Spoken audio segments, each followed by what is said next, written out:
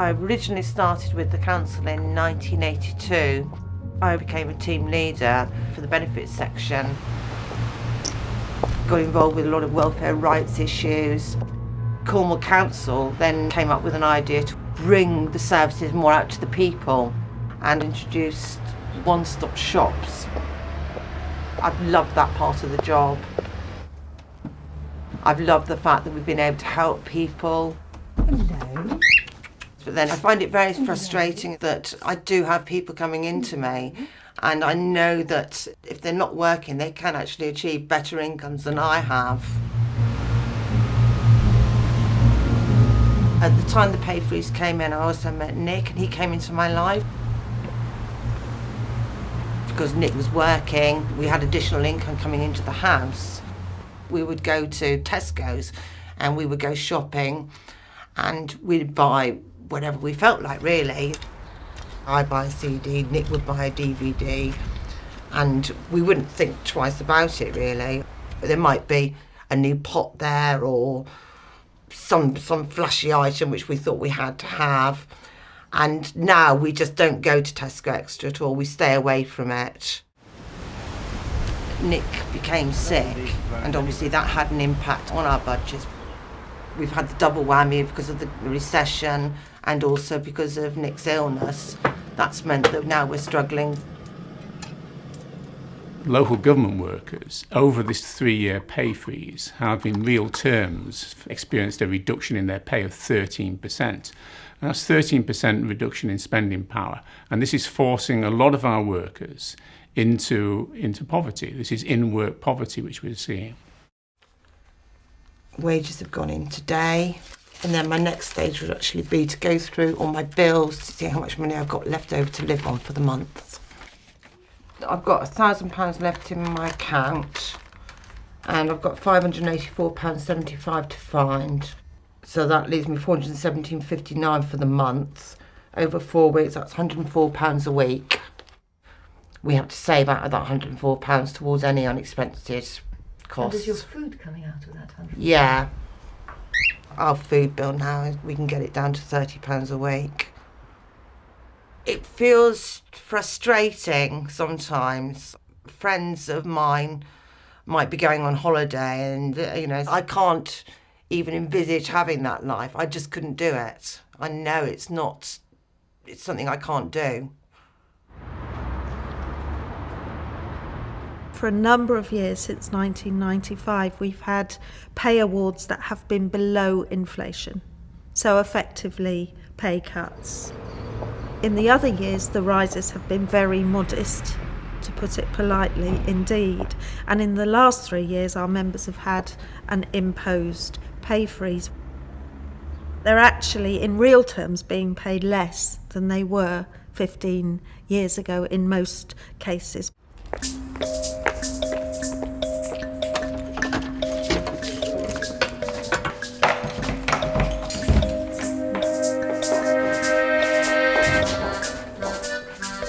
I do enjoy my job, working with the children and cooking too.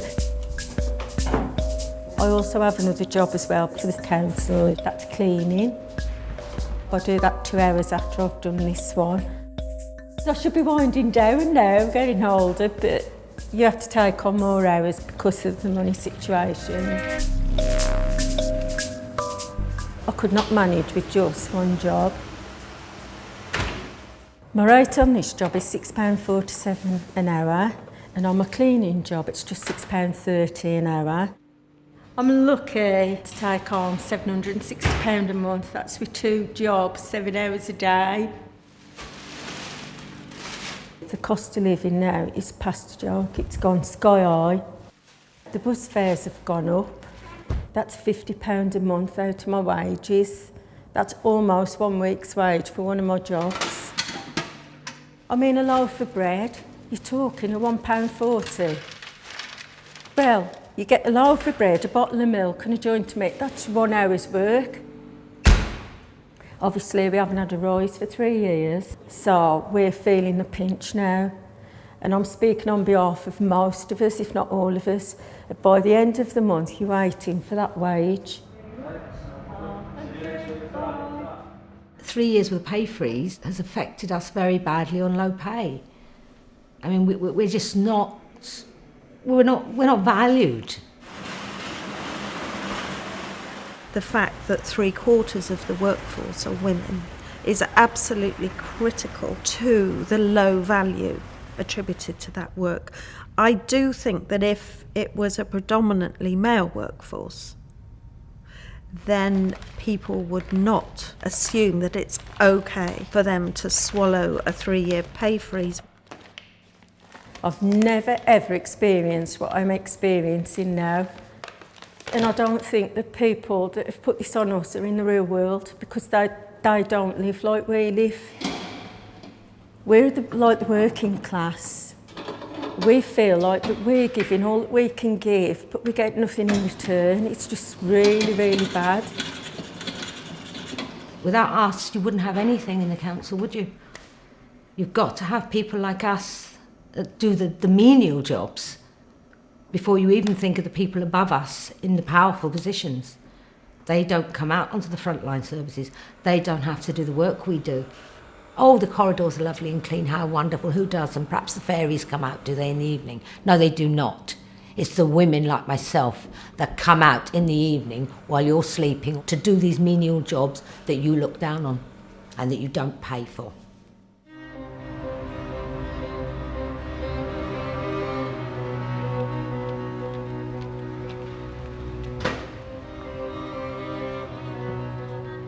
Being head of local government over the last few years has really been like trying to keep a big tanker afloat. We've had very, very poor pay increases and then no pay increases at all.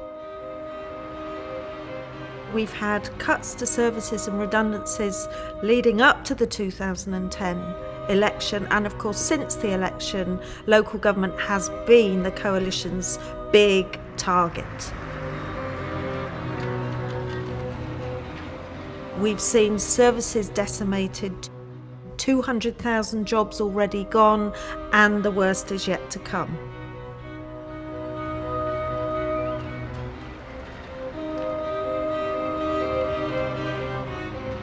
A considerable amount of public sector funding through councils is spent within the local private sector through goods and services, contracts for provisions.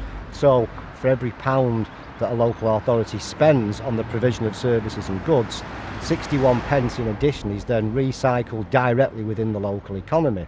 So if you suddenly cut a council's budget by 28%, irrespective of a pay freeze, you're going to create an issue in the local economy. You then add to that the fact that by the time 2015 comes around, the council's workforce will have seen their actual earnings reduced by 25% in real value over 5 years. And you can see how, in terms of local economic town centres, there will be a massively disproportionate impact. The downward pressure on pay and conditions in local government is creating a vicious circle because, of course, it's reducing demand.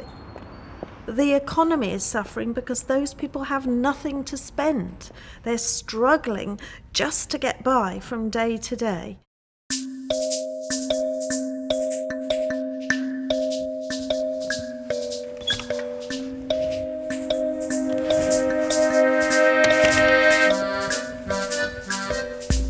Our job is traditionally low paid anyway, but we haven't had a pay rise when everything else has gone up 10-15%.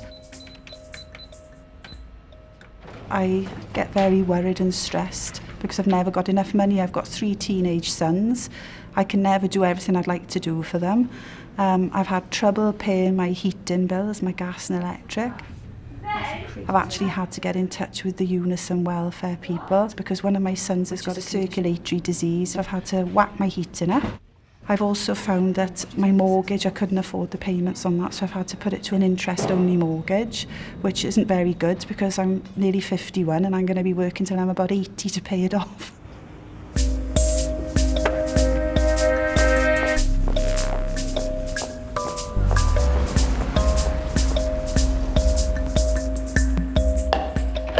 My wages don't even cover all the running costs of the house. I try to use the tax credits for food and petrol, but I have to put some of my tax credits into my bank account to help me pay all my outgoings. I just can't afford to finish the kitchen. Walls need replastering in here. I haven't been able to finish the tiling. Oh, there's damp coming up through the floor. Obviously, if you don't get a pay rise and all your bills go up, then you're not going to maintain your standard of living. It's going to slip, and that's what's happening here. The proportion of local government workers who are now reliant on tax credits and in-work benefits is growing by the week. One bit of government is subsidising another bit of government to pay poverty pay to key frontline workers. Our members would like to have the money in their hands as wages earned, not as state handouts. A volcano. I think they should be doing away with all these expensive jobs that we are bailing out and then giving it to the people that are actually giving something to the country, contributing. We're paying taxes the same as everybody else. We're paying national insurance. We deserve to have a decent wage for doing it. When the taxpayer bailed out the banks, the payroll of those banks was effectively transferred to the public sector overnight, which of course included the bonuses, which are still largely unchecked. Now, the bailout of the banks may have been necessary at the time to prevent the economy collapsing, but what effectively it's done is it's socialised the debt, whereas the profits have been privatised. It is the public sector and public sector workers which is paying the price for the excesses of the bankers and the financial institutes. And I think outrage is what we should feel. They transformed a crisis of capital, a crisis of the banks, into a crisis of the public sector.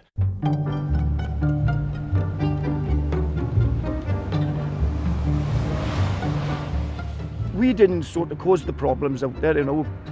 It's all to do with the bankers being reckless with everybody's money, and we're paying the price for it. George Osborne in his first budget did promise that there'll be a £250 a year pay rise for the lowest paid people in the public sector. Never happened, never happened. We haven't had any extra money off this government in the last 3 years. We've been hit from all angles, a job evaluation, pay freeze. I mean, you know, when you were in the papers and giving £10 billion to the IMF, you think, well, why can't that money be put back in the economy? Who's fooling who? 21 years, this is by far the worst times I've ever known down there. You know, everybody's despondent, you know, dread coming into work in the morning. There doesn't seem to be any hope for the future, to be honest with you. I just see it getting worse. I can't see it getting any better anytime soon, to be honest with you. Yeah. A climate of fear has taken over ordinary working people, because certainly for the last 18 months, 2 years, local government workers have been faced with a kind of shock and awe approach, and fear for job security has been paramount. But you reach the point where no matter that you are in employment, enough is enough, because you are working in essence at a loss.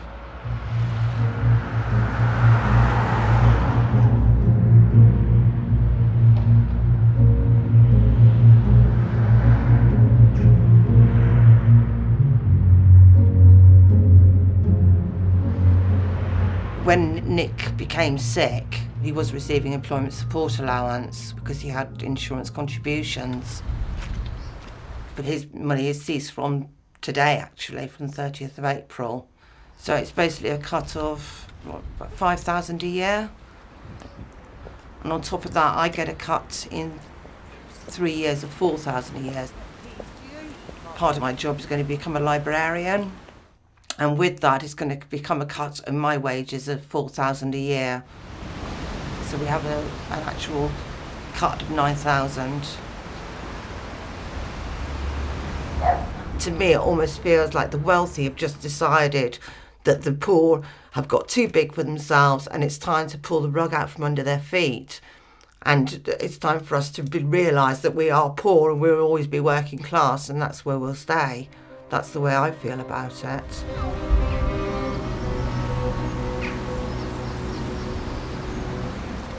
Some of the councils who are wanting to make even further cuts to paying conditions at local level, they're not looking at other efficiencies. We know that a significant number of councils have huge amounts of money in the bank, that there are consultants being paid very high fees. None of that seems to be coming under scrutiny, and this is the easy way out for the employers. Just take a slice off the pay bill and your members can take the hit. I'm trying to think now. Milk and bread. Yeah, we haven't got custard on today, so you're okay. So it's just jelly in the ice. We're really feeling it more now than ever. It's got really bad. It's just not fair to people. It's a shame that all the unions couldn't just all get together, yeah? Let's get some power behind it, yeah? And let's all do something about it. Not just one union, and not just the people in the union, actually. Everybody stood up and done something about this, because enough's enough. I would like to see, and I probably won't see this, all the low-paid workers, and I'm talking catering, cleaning, whoever, litter pickers, street scene, all go on strike. Let's see how the schools and public buildings will survive without us. Let's see how long they can survive without bins and toilets and things being done. How long will they survive? Not very long. To ask people to take some sort of action which results in a loss of pay again, it's hard. I think people are angry about it and upset. I know they are, but it's if you take some sort of action with a loss of pay, it's just putting another strain on you, and I'm not sure people feel that you will get any result at the end of it, unfortunately.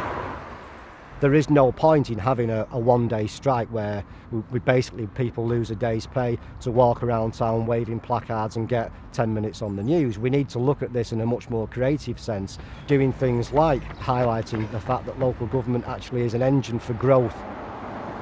But it's my view that unless we are prepared to take industrial action in the not too distant future, this is going to go on and on.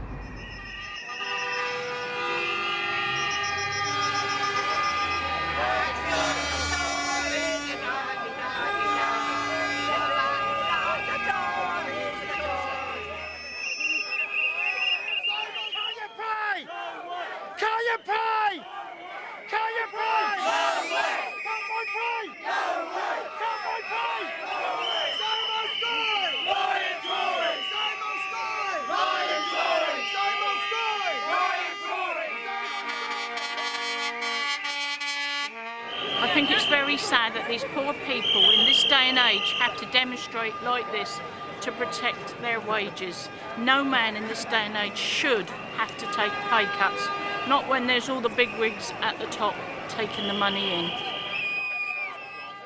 I think what happened in Southampton is a great example of how fighting back is really, really important, because the council shifted from Conservative to Labour in the recent local elections, and I think that was because local people realised that you cannot treat dedicated public service workers in the way the council tried to do, by cutting pay and conditions and treating them with disdain.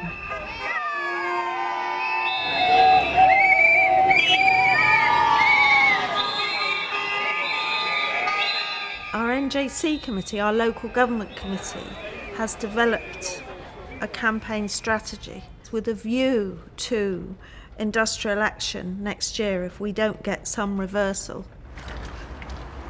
But we don't believe that industrial action on its own is the answer. We want letters sent to MPs and councillors. We want people to harass councillors at their surgeries to make sure that councils know well in time for next year's pay round that we expect them to start putting back into our members' pockets the money they've taken out.